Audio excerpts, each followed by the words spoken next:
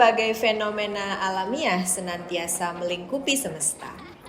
Manusia menangkap berbagai bunyi dari sumber bunyi yang beragam pula. Dari daftar pencarian teratas, bunyi dipersamakan dengan suara. Ketika Favoniers melakukan penelusuran bebas, maka inilah bunyi yang dimaksud dalam Hasanah Pengetahuan Umum. Lantas bagaimanakah bunyi dalam kajian bahasa? Mengapa kajian ini termasuk dalam studi bahasa atau studi linguistik? Salam kenal sahabat Favoni, saya Harum Munazaro bersama rekan saya Nuri Hermawan. Kami adalah pengampu studi fonologi yang akan membersamai sahabat Favoni. Pada perkuliahan ini, sahabat Favoni akan belajar mengenai bunyi bahasa sebagai kelanjutan dari studi fonetik.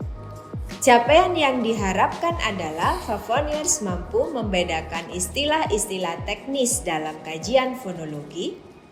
Favoniers mampu menemukan dan menentukan penggunaan istilah dalam kaidah penelusuran fonem bahasa Indonesia.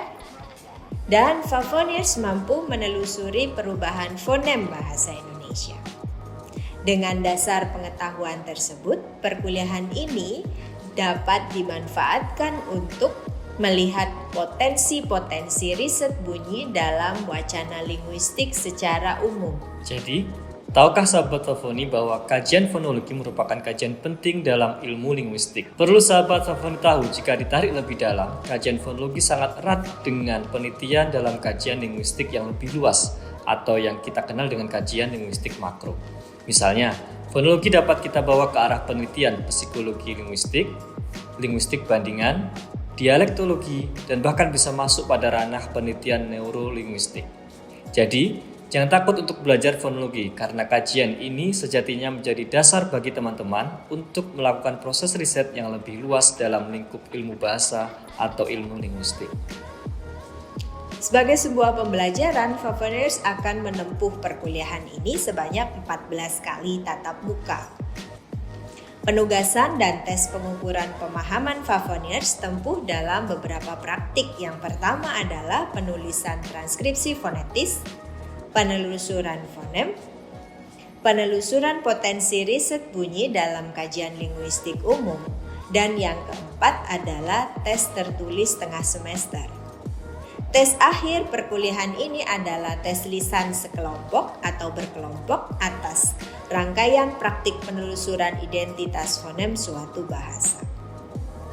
Sebagai penutup penjelasan sekaligus pembuka, sahabat Favoni perlu menyiapkan beberapa hal. Yang pertama adalah struktur hierarki bahasa dari level yang paling sederhana sampai level yang paling kompleks. Yang kedua adalah peta studi fonologi yang mencakup studi fonetik dan fonemik. Kemudian yang ketiga adalah hal-hal apa saja yang berkaitan dengan pembelajaran fonetik. Yang keempat, hal-hal yang berkenaan dengan pembelajaran fonemik. Dan yang kelima adalah studi kasus persoalan wilayah analisis fonologi. Favoniers perlu ingat bahwa objek kajian ini adalah bunyi. Sebagai unsur terkecil dalam bahasa, bunyi dikaji dalam studi fonologi dalam dua cabang keilmuan, yaitu fonetik dan fonemik. Kajian fonetik bertujuan untuk mempelajari tata bunyi suatu bahasa sejalan dengan cara memproduksinya.